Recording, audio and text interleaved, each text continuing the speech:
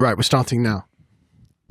That has to be the start of the podcast. That's the action. Because it was the clap was the most pathetic clap I tried I've to ever clap with the seen. mic in my hand.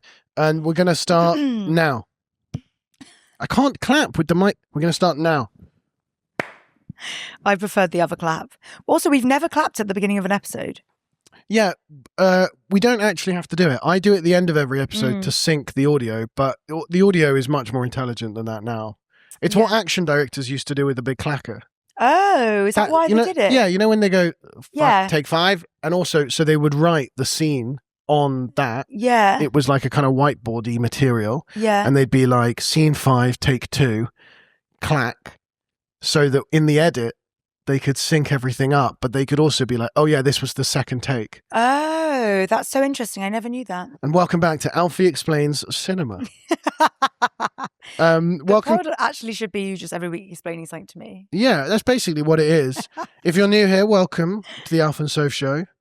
We have a lot of new listeners from the last sort of 2 months. Crazy. I hope they stay because I feel like sometimes it's hard with us. Sometimes, you bore everyone at the beginning of the episode. Well, I don't think I can be accused of doing that today. I don't think that's a complaint that's coming in anytime soon. No, I'm sure everyone loved listening to the old school movie days. The thing is, when you do our job, like there's a criticism of comedians that they only talk about like travel, that they only talk about like what's the deal with planes and what's the deal with like why the train's never on time. And that's because our lives just become traveling and gigging. Yes. Now, all I can talk about is behind the scenes amateur podcast production equipment because that is what my life has become. Yeah, you do a lot of traveling, but like to Saint-Tropez. I do a lot of traveling. You're not doing traveling for work, unfortunately. I can't talk about it on stage. What's the deal with business class these days? It's gone downhill, hasn't it? It's not as good as it used to be. It's not as good as it used to be. Speaking of, Sophie and I are back. What's funny is that's exactly what you talk about in your show. It is what I talk about in my show. And it is good. Sophie and I are here in Edinburgh. If you're watching this on YouTube, you'll have noticed a change of scene. We're at the Fringe. We're in student accommodation right now. We're in student accommodation. Don't turn on your cameras. This is student accommodation. Don't let anyone tell you otherwise. And we're both doing shows. And I am, to be honest, I have just basically spent the last couple of days traveling. And but where to? What do you gig? No, to Edinburgh, Sophie. You've been here oh yeah. Christ. So I've got a bunch of, LNER first class material. Did you travel by train first class? I travelled by train first class. I do take the train first class. Only, actually, in my defence, in my defence. Yeah, what? Actually, well, actually, it's cheaper. No. Well, actually. No, hold on. No, come on, tell us. Hold on. Actually. My mum worked really hard to buy that ticket. No. I bought the ticket. Your parents own the train. My parents own the train. LNER is my initials. Those are my dad's initials.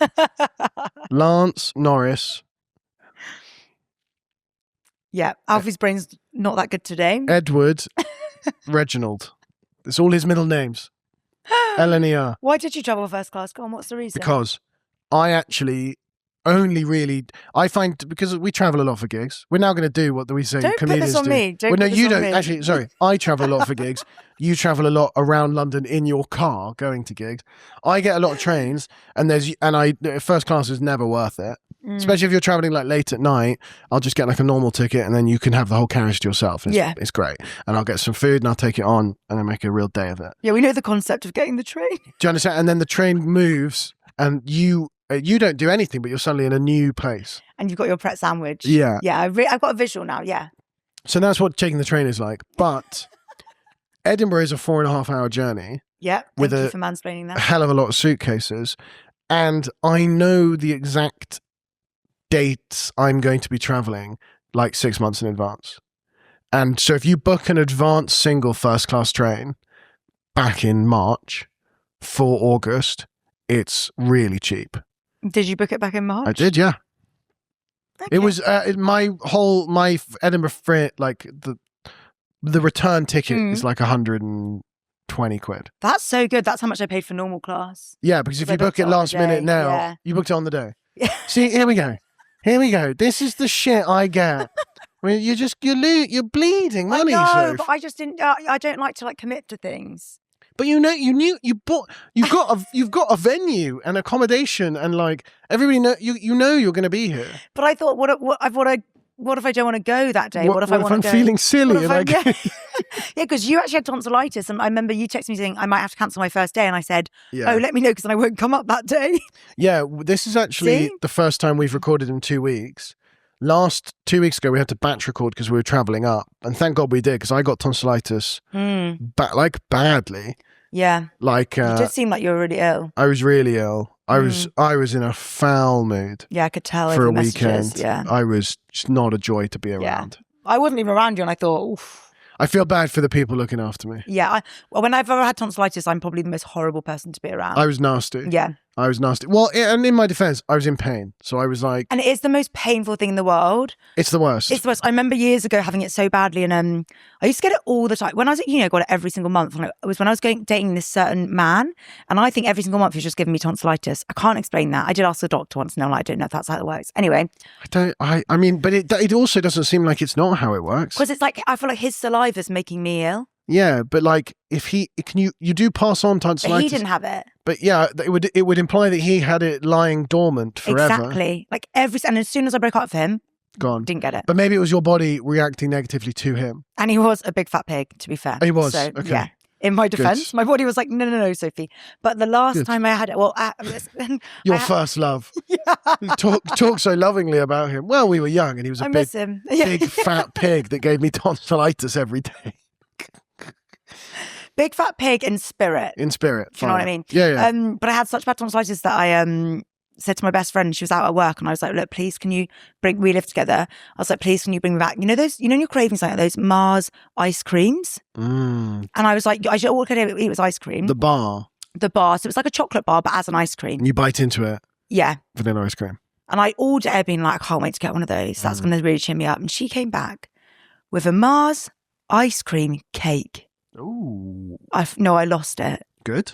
I threw it in the bin. I was so mad at her, and she was like, you were so awful. I was like, why would you bring that? I was like, you know what, I've wanted all day. You have no ability to move laterally and go, look, that's not the thing I ordered, but I'm very grateful for it. Yeah, there's none of that. You just go, who the fuck do you think? I'm in so much pain, and you disobey me. Literally. Yeah. I smacked out of her hands. I was like, fuck off out of here. I had tonsillitis I had it I could tell I was coming down with it on Thursday, and then full blown Friday, Saturday, Sunday, Monday, I was in bed, but not sleeping, medication, whatever.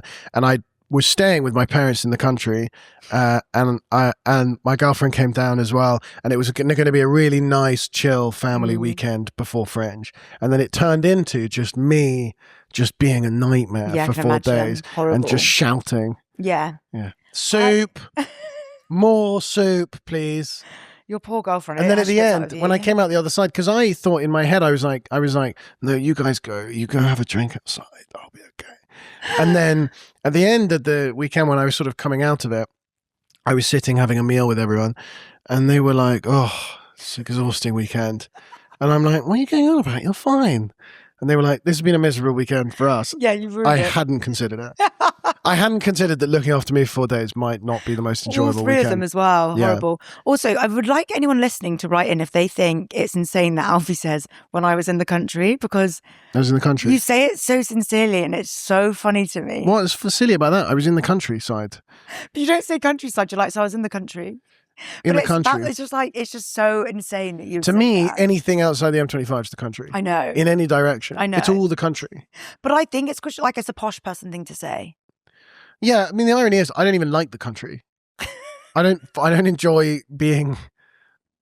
What would you say when your family live in the countryside? I just go back home. They're not in a city.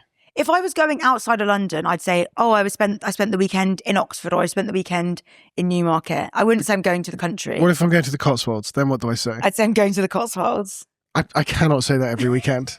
What am I doing this weekend? Going to the Cotswolds again. But what do you say? Because you're from like Newmarket, which is not quite a city. Yes, when you came to my wedding, did you say you're going to the country? Sophie's wedding's a country wedding, yeah. What's It's a country wedding. And then I took off my big hat and I bowed. And Taylor Swift was there. It's actually. a country wedding. That's why I had that big belt, that big Gucci belt, it did really like a cowboy. It did really. I'd quite like a country throwdown wedding. That would be fun. No, I said, well, where was Sophie's wedding? It was in the countryside. It was like horsey territory. You didn't say countryside, you said country. Country, yeah. Yeah. Well, what do you say? You're going home? I just said going home. That's useless to me. I don't know where you live. But I tell you what you're like. You know that film where Dakota Johnson gets in the don't fucking scream. Feels like the weekend of tonsillitis all over again. You know that film where Dakota Johnson gets in the back of the cab? She goes, "Just take me home." Yeah, that's what you know. That's and then the taxi driver's when like, you get in the back of an Uber, it's the girlies and they're like, "Where are you going?" Just home. Just take me home. Where the fuck do you live? I don't know where you live, love. That's what you're saying. Where have you been this weekend? Just home. Home. Yeah, but no one knows where the country is. When you say the country, it could be anywhere. I know, but like, also, I don't know if people do this in other countries. Like, no, if you're leaving Paris and you're going down to south of France, Carcassonne, don't know it. It's in the countryside of France. But if I was going to say, let's say my parents lived in Oxford, in the city, like city centre Oxford, what would you say? Would I say I'm going to the country? No, I'm going through the country and then into another city. Guys, I'm so sorry. Alfie makes everything so hard. I tell you what, you're going to love this. You always go up to London. Yeah. No, you don't say yeah like you know what I'm saying. Don't just say, because I could see in your eyes that you didn't like that. And you said, yeah. Well, I was trying to imagine when London was on the map and I thought, yeah. And then I was like, no, wait, what if you're coming from Manchester? No, you always go up. So if you're from Manchester, you'd say I'm going up to London. No, because you always go to the capital. Up to the capital. Do you? Yeah. Every track, it's about railway terminology. Woof. Sorry. Woof. This is Auga. Now strap in, girls. We're talking railway terminology. You know all that work we've done the last couple of weeks of really building up an audience and being like, oh my God, people are listening. Yeah. We fucked it. We got all of Sophie's fans from the wedding. We got all of Rachel Galvo's girlies. And now we're talking 19th century railway terminology.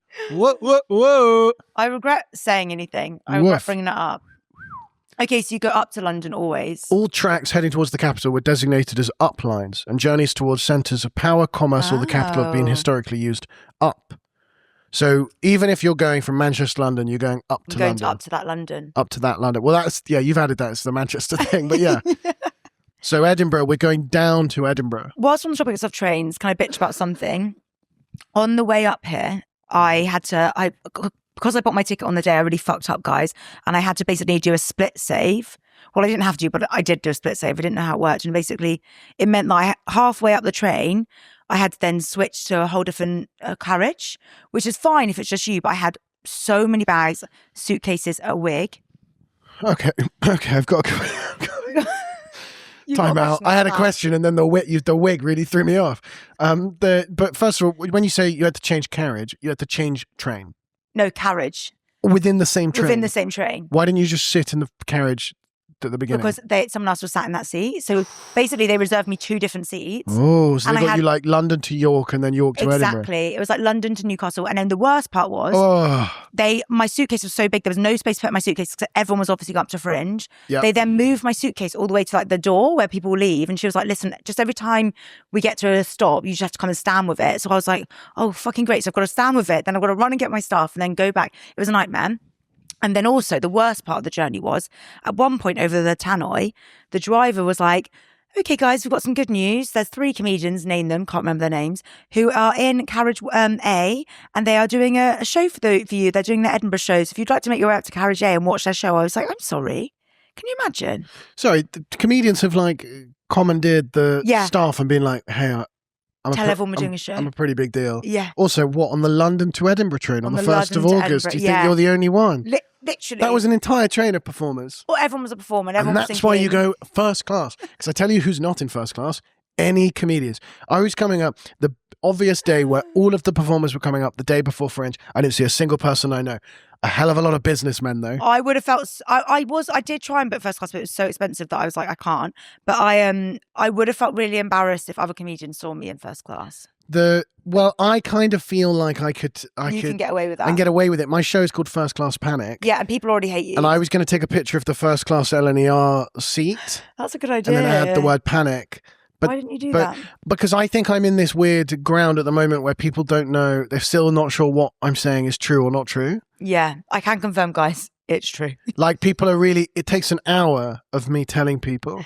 Do you think? Quite how privileged I am. And then at the end, they go, you really play the posh thing well. And you go, guys, I really don't know what else I'm meant to do. It's so frustrating because I feel like it's really off. But I think because you're quite nice, not on stage, but like you come across as a nice boy. That I got reviewed as likable this morning. And you are weirdly likable. And I was like, you've just misunderstood the whole point of the piece. I'm trying so hard to be an artist. You weren't likable the other night. We did this gig where it was like, guys, anyway, this is going. Just before Fringe, Alfie said to me, he was like, how the fuck did you get the gig to MC whatever it is? And I was like, what do you mean? I didn't say, hold on. You did. It was aggressive. I didn't say how the fuck did you get that MC job, but I was surprised to see you booked to host something. Okay, you're actually a very good host. You are actually a very good host. But the more I say that, the less it sounds like I mean it, doesn't it? Well, you are actually a good host. You are a good MC. You just don't do it very often. And I'm surprised to see you hosting a crowd work show.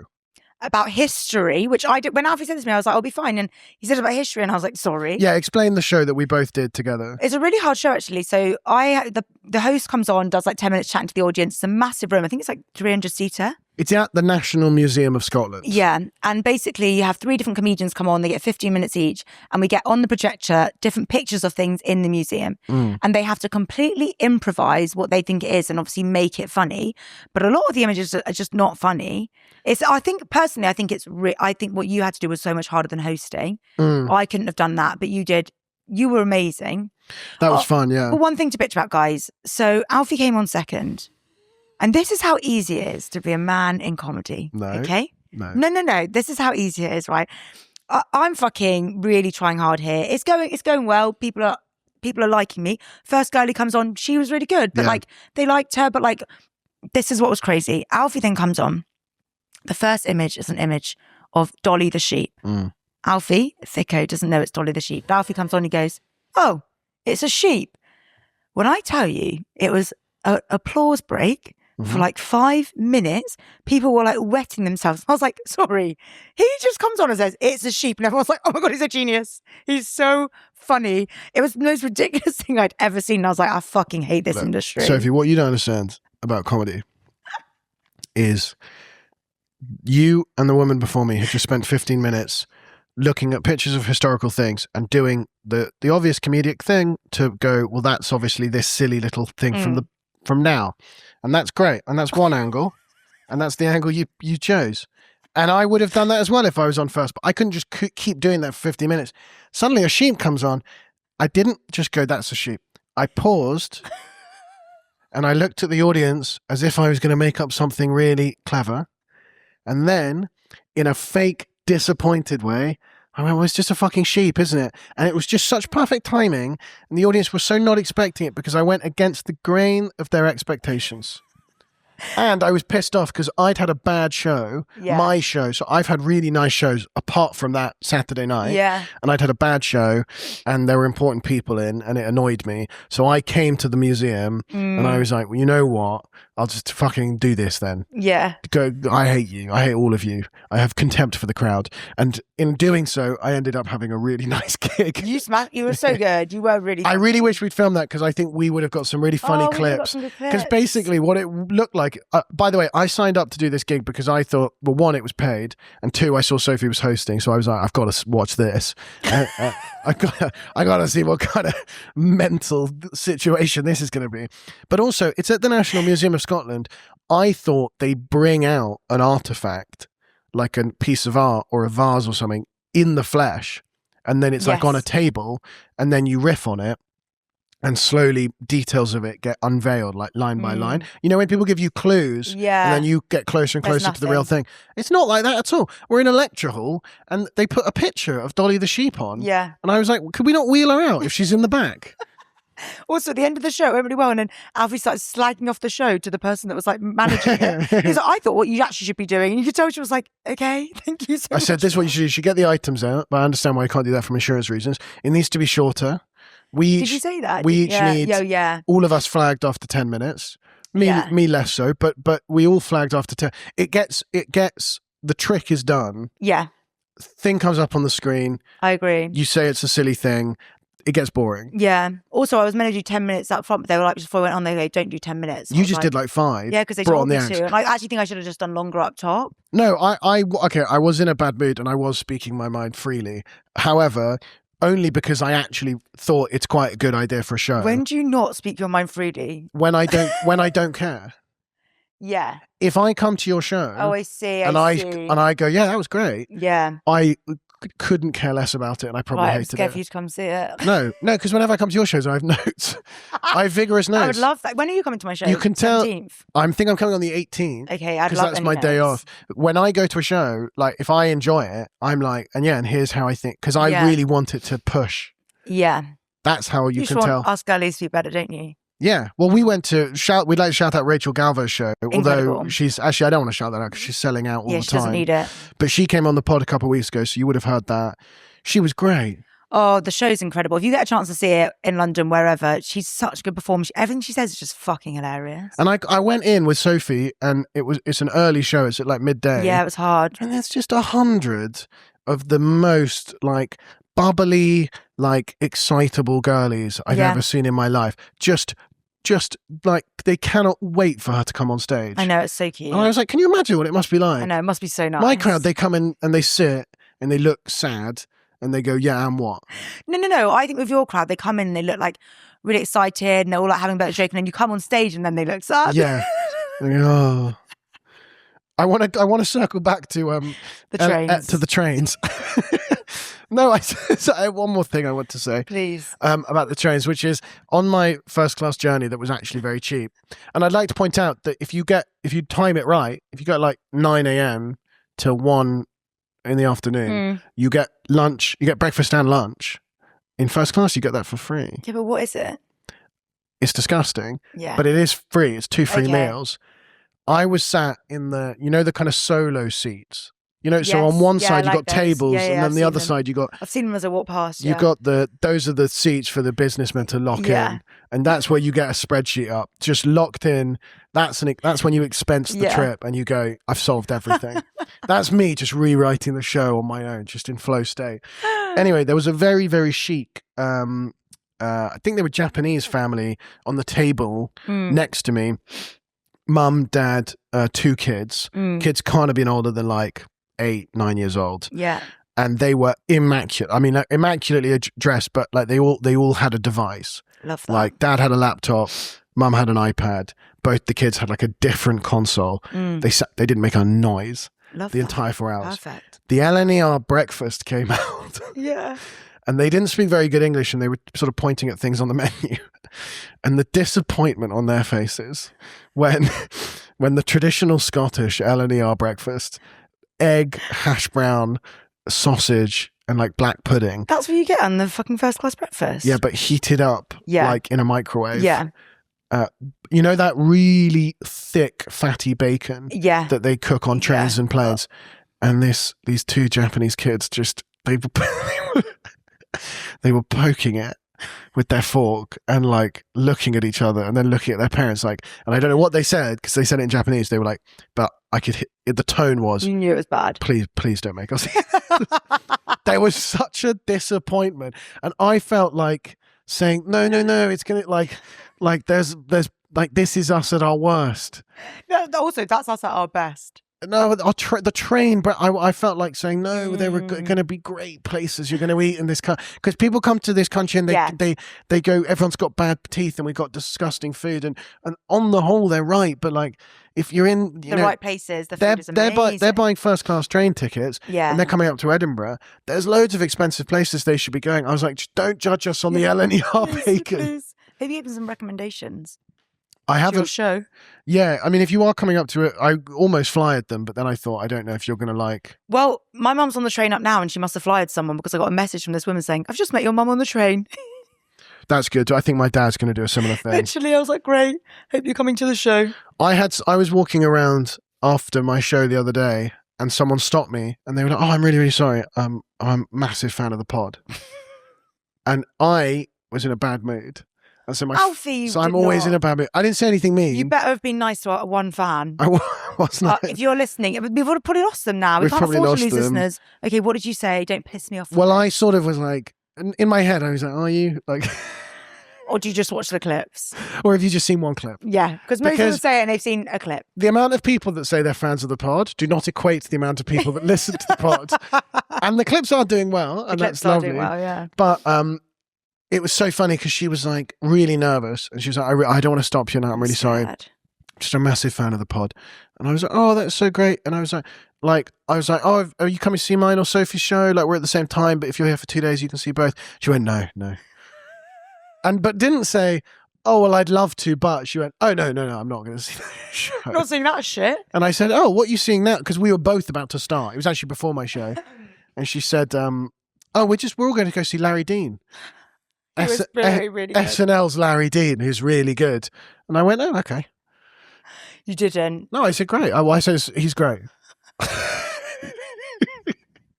And then Alfie punched her in the face. And I punched her in the face. Well, just to come up to me and say I'm a big fan of the pod, and then to not go to either of our show, I just thought was so funny. How dare it's so iconic. And she's not listening because I guarantee you she watches the clip. She's a clip watcher. And I have contempt for all you clip watchers out there. If you're listening to this and you're 30 minutes in, you're in the trenches. You are in the trenches with us. Because you can't, if you don't like me at my 19th century railway terminology, you can't have me. Yeah, at your best. At my posh or not viral clip moment. At my Dua Lipa ranking of the wedding thing. We should do a posh or not Edinburgh edition. We should 100% do that. Yeah. We do that next week. Yeah, perfect. I went to Glen Eagle's townhouse. Well, okay. For breakfast the other day. No, you did not. Woof. Speaking of railway terminology. Now, posh. To the Japanese family I met on the train, get yourself to Glen Eagle's. Yeah, gorgeous. That's that big townhousey club. It used to be a bank. It's a big bank. Yeah, vault. I think I have been there once. Basically, all the buildings in Edinburgh are beautiful because they were massive banks and there was so much money flowing in, and then everything went down the drain. Guys, I've already had to listen to this morning. And now you've just got like co-working spaces in old banking vaults. We're still going. Do you want a little agony aunt submission? Yeah, I'm seeing the form you've got. It says agony aunts, like both of us are the aunts. Yeah, so I created a Google form. Well done. Ambitiously the day we started the pod. And it sat dormant for 24 weeks. And I basically, it's in the link tree, which is in all our LinkedIn bios, so you can get there from social media. And apparently, I must have said on a couple episodes ago that I want more people to message. Yeah, you say that every episode. I do say every episode, get in touch. Because someone has got in touch and said, I have nothing of importance to message. Perfect. I have nothing of importance to say. And that feels right at home. Also, literally, it's like, wow, she really does listen to the podcast. I mean, is it a woman? Yeah. Perfect. I think so. Is it anonymous, though? They say their name, but I don't want to. Okay, sorry, person. Sorry if you are non-binary. I don't think I do. A girly. She says girly. Okay, perfect. Well, I'll read it out. We're safe. I haven't been cancelled. She them says, they say, she says. This is me trying to figure out your wedding. Alfie. This is me sat on a table exclusively with there was not a single straight, what's it, cisgendered person on the table around me. Yeah. I was the only cis straight man at your wedding. And that's why you were so hard to see, because I was like, fucking hell. I was hiding behind my girlfriend. Yeah. I was saying, can you just figure out the pronoun? And then what I'm allowed to say. I'm going to swoop in and try and seem really progressive. Bridge the gap. You are progressive, though. I am progressive, but like I do struggle. Because in London, my friendship group, like with my girlfriend and with her friends, it's very girlies, but like I like I do also like want to talk about football, and I don't know where to go. And trains. Not there. And trains. Right, let's read this message before you start talking about football because I will kill you. There's actually a lot going on in football. So we can talk about the Arsenal transfer window. She said, I have nothing of importance to message. I was just listening to your last podcast and you requested that you want more people to email in. And I don't like that because it sounds like I'm a bit beggy. Like the one message we've got is from someone that is like going, well, you asked me to do this. I love how passive aggressive that is. Icon. Already obsessed. She's done, the first two sentences are, well, I didn't want to do this. By the way, I can tell she's your fan. She's a fan of mine. It's your attitude, yeah. Yeah, she's autistic. Feel free to recommend Edinburgh shows. I do live in Melbourne, though. Okay, by the way, Matt's my This fan. is your audience. We're back to your fan. Aussies. Yeah, it's okay, a good sorry. game of guess whose fan it is. Okay. I do live in Melbourne, Australia, so do what you want with that information. That's actually quite cunty. That's quite me. That's quite you. Yeah. Do what you want with it. Fuck off, Alfie. So where do you live, sir? Melbourne, and do what you fucking want with it. Oh. Obsessed with them. I did find you both from the Truth in My Opinion podcast. Ooh. And then I found this podcast from there. That's Cody Darla's political podcast. Yeah, he probably needs a shout out. I know he's struggling. So shout him out with his 10, 15,000 weekly listeners. At least, yeah. I mean, he's killing it. You found us both from the Truth in my opinion. You know who you are listening to this. Can you get in touch and say who you heard first? Because I was on that podcast first. And you don't know this, listener, I got Sophie on the podcast. So she's my fan. I think then if this person's a fan of that podcast, they would have listened to you first because it seems like they're listening to it chronologically. Yeah, yes. They've done my episode, your episode, then our podcast. Yeah. And we should get Cody on. Yeah. Because he's got a much bigger audience than us. And that is how we decide. Also, Cody is a lot funnier than you, so I think it would be good to have like a bit of banter. I mean, I think he would debate that. I have nothing to say. I've been listening from the start. Wouldn't mind a badge or something. You've got a badge. Back to my kind of fan. That's your fan. You've got a badge. That's my kind of fan. Yeah. That's the kind of thing I say on stage. Yeah. Do I want a medal? Yes, please. Yes. As a girly with ADHD, the pod is a great combination of shit talk and tangents. Cheers. When she said shit, I was like, oh, okay. Hold on. As a girly with ADHD, could go either way, could be mine or yours. Yeah. Yeah. The pod is a great combination of shit talk. Yeah. Now, I don't think that's what does that mean? Does she mean like chatting shit? Yeah. Chatting shit means just shooting the breeze. What you do, yeah. Shit talk sounds like just like bad conversation and tangents. Yeah, perfect.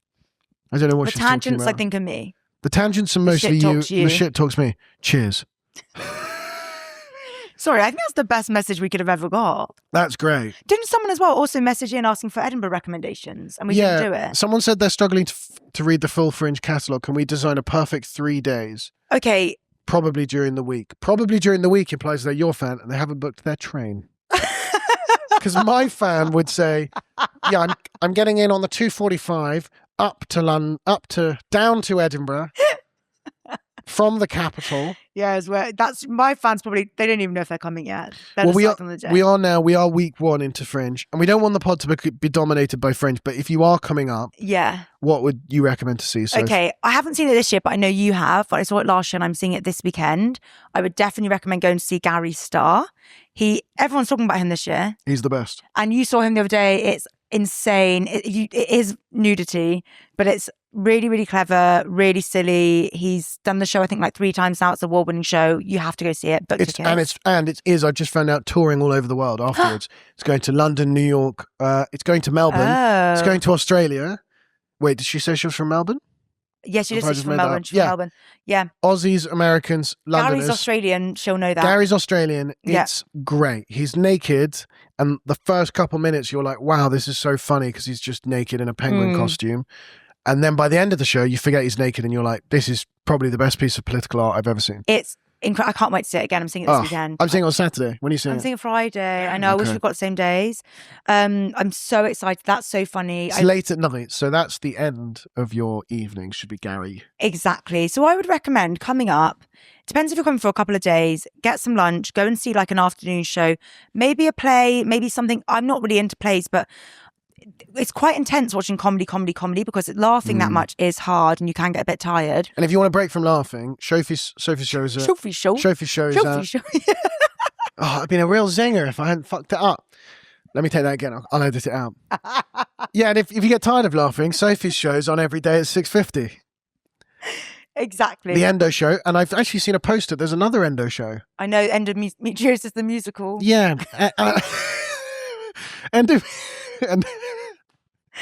I don't know why, but it really makes me laugh. And the poster's just so mental. It's got nothing to do with endometriosis on the poster. Endometriosis. The musical. I need to go see it. I do like the idea of going forward, just calling all of my shows just a name. The musical. And then the musical. Yeah, it'd be so funny. It makes it feel so much more special. It's so funny. I hate musicals, but I will try and see that one.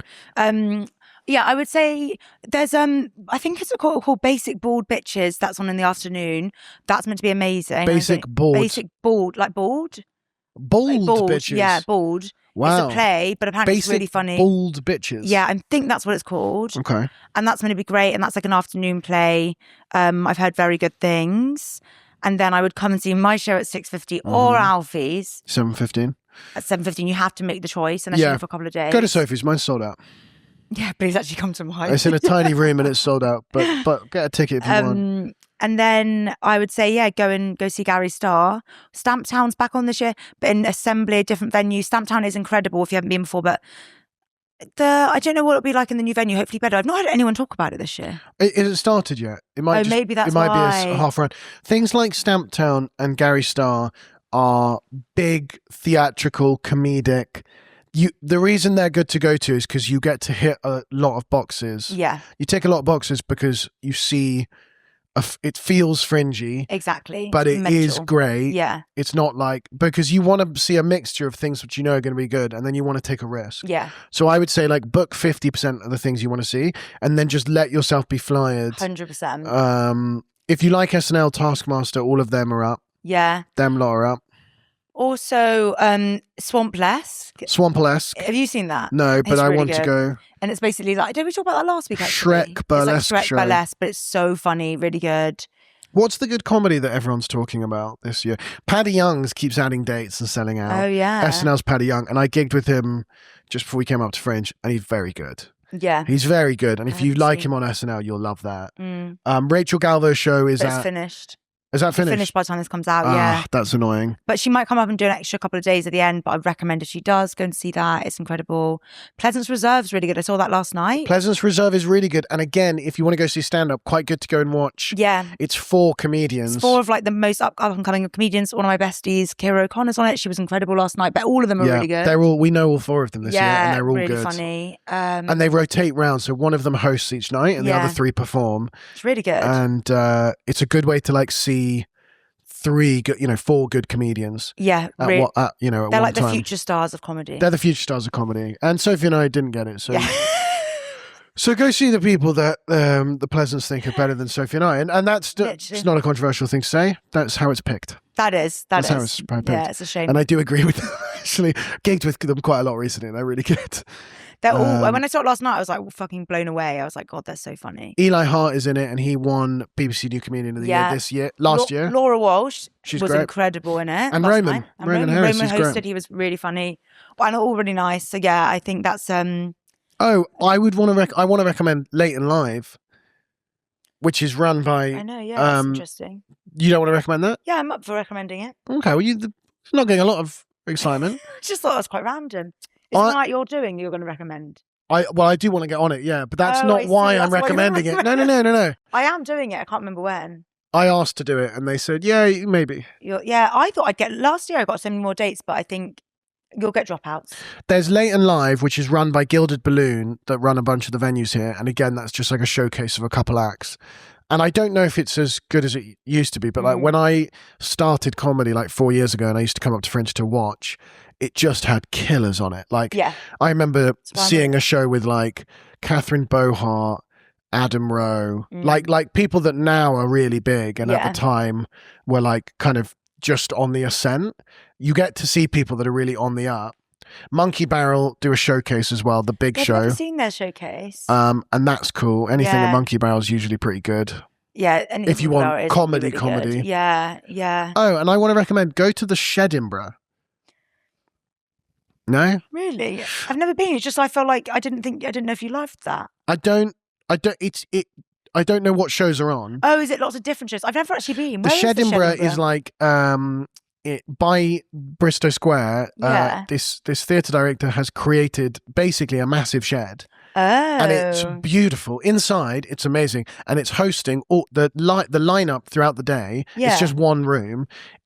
Like, I think it's got theatre, it's got comedy, it's got like James Acaster and Nish doing like the DJ They're sets. doing the DJ set. What, how many times? I think a couple nights. Oh my God, can we go to that? But that is like, they've designed the room with, how do I explain this? Like, the walls just have like random shit on them. that's so cool. Like a Kookaburra cricket bat. Yeah. And then like an old painting, and it's in the round, and it's just in this big shed. What's in the round? Where's the round? As in you can sit all around it. Okay, amazing. It's a theatrical term for seating. Got you. Like, yeah. Like the country. Okay. It's like the country, but for plays. It's the country of play seating. So it's by Bristow Square. By Bristow Square. It's like above a pub or whatever. It's really, from the outside, you can't really see it, but it's got a big sign saying Shedinburgh. Fine. And it's a shed, and it's in Edinburgh. Okay, I might take my mum there. You're sitting in there, and you're like, I'd love to do a show in there. Really? Yeah. Okay. I don't know how much like straight stand-up they have. I think it's a lot of like Perfect. theatre comedy. Yeah. But if you can see Theatre or straight stand-up, they're the two big things.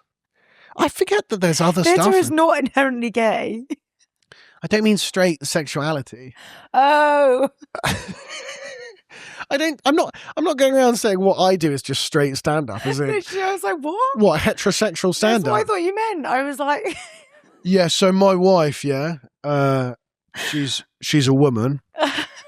What, that's what straight stand-up looks like. I thought you meant they wouldn't have you because you're straight. You know, when you get the Ray maybe. Docs 4-in-1 shampoo and it just does everything, bosh, down the tree, straight stand-up.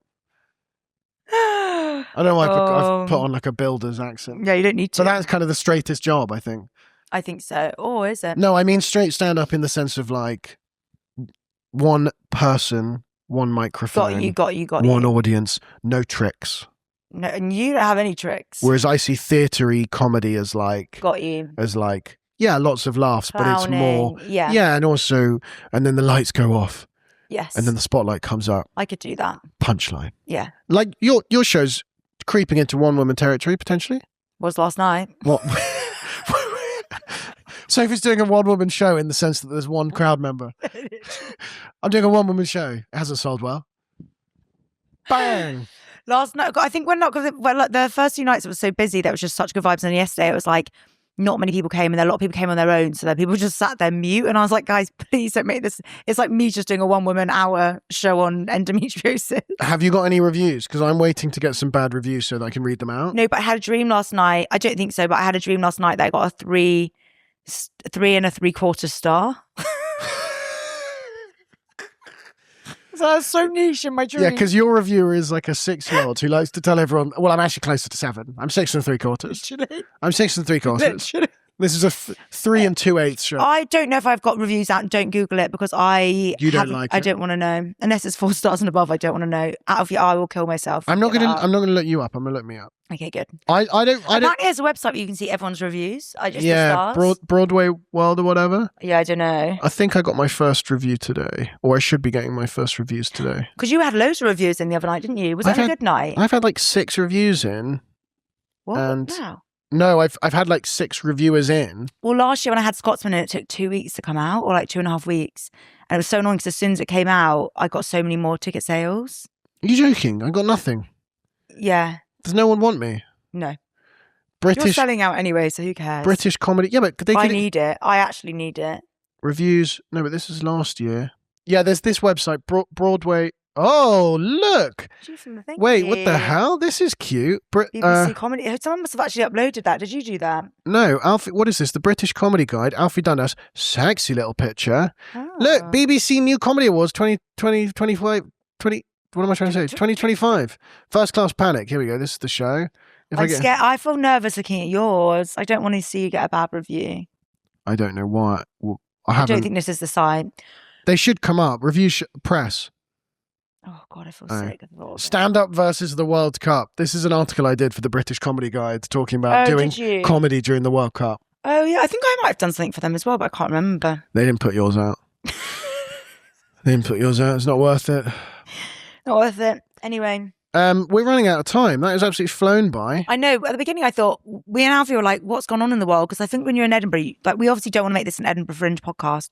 No. But you do feel like you're in a bubble. The only news I saw was that there's sharks now in the UK. See, and this is why people don't come to us for their news. Sophie and I, before the pod, were like, "Is there anything major that we need to make sure we touch?" Because if something big had happened, and it's just the sharks are back in the UK.